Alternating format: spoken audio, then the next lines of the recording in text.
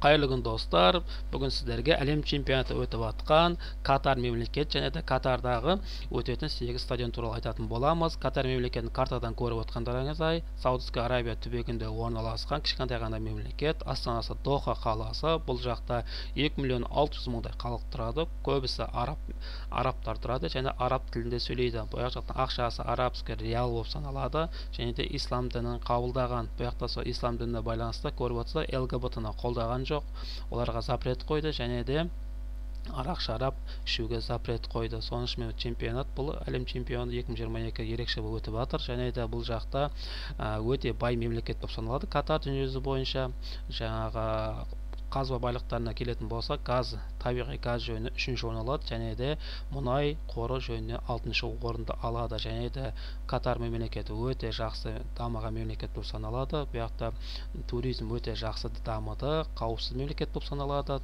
Туризм өте жақсы дамыған. Әсем жерлері өте көп және де енді өтіп жатқан 8 стадионға келетін болсақ, мына жақтан картадан көріп отырсыздар, олардың барлығы Доха қаласына өте жақын, тек қана біреуі ғана 45 км қарақашықтықта орналасқан. Бірінші стадионымыз Аль-Джануб стадион болып саналады. Бұл стадионда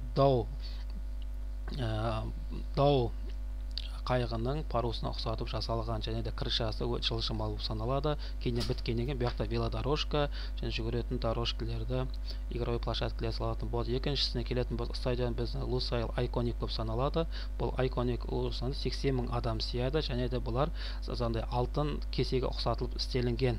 Бұларда ертең біткеннен кейін әртүрлі орталықтар болатын болады. Бұл жақта өте әсем көріп отырсыздар, жаңағы дизайны өте күшті салынған.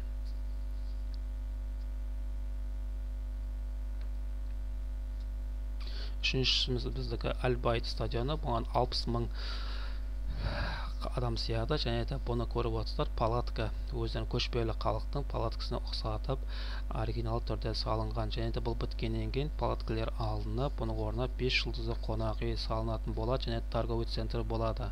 60.000 адам сияды бұның ішіне. Және де Аль-Тумума бұған 40.000 адам сияды.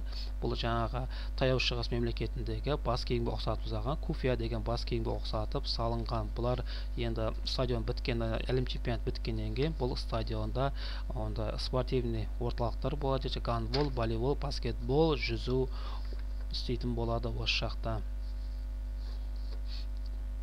Және де 5-ші бізде Education City деп айтылады. Бұлар көріп отқан, аты айтып отқандай, бұларда студенттер мен мұғалімдерге біткеннен кейін, бұяқта мұғалімдер мен студенттерге арналған орталықтар болады. Бұл жақта өте жақсы салынған. Бұл негізінде білім орталығының ортасын салынған және де біздегі 6-шымыз Халифа International деп айтылады. Бұл жақта 40.000 адам сияды. Бұның бір ерекшелігі 2006 жылы Азия ойындарының көбісі осында өткен, Халифа International'да өткен және де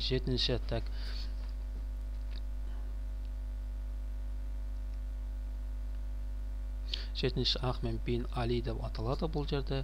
Бұның ерекшелігі 40.000 адам сияды. Бұл дизайнды Манчестер Сити стадион салған, дизайнерлер жасалған бұл жақта.